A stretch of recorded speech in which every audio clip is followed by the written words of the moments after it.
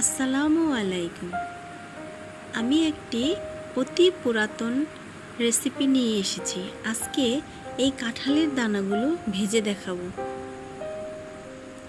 যখন অনেক ছোট ছিলাম তখন আমার নানু এই রেসিপিগুলো করে খাওয়াতো। এই কাঁঠালের দানাগুলো প্রথমে রোদে শুকিয়ে নিয়ে তারপর ভেজে দিত আমাদেরকে। আমার খুব পছন্দ ছিল সেই সময় এই রেসিপিটা, কিন্তু কালে কালে এটা হারিয়ে গেছে, ভুলে গেছি। এটা রান্না করে যে খাওয়া যায়, ভাজা করে যে খাওয়া যায়, এটা আমার মনেই ছিল না।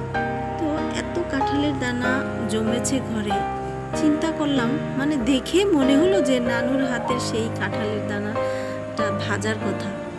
তো চেষ্টা করতে করতে আজকে করেই ফেললাম, এবং ধীরে ধীরে যতই রং হচ্ছে আমার একটু ভয় লাগতেছিল যে এটা কি পুড়ে যাবে, এটা কি হবে, এরকম কি না হবে কি হবে না।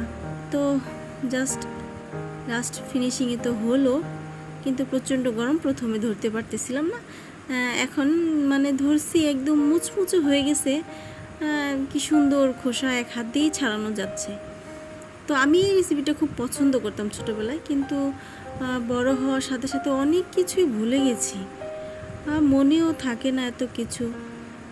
এই আর কি, আমার নানুর হাতের কাঁঠালের দানা ভাজা খেতাম, খুবই ভালো লাগতো আমার। তো আপনারাও ট্রাই করবেন এবং আমাকে অবশ্যই জানাবেন।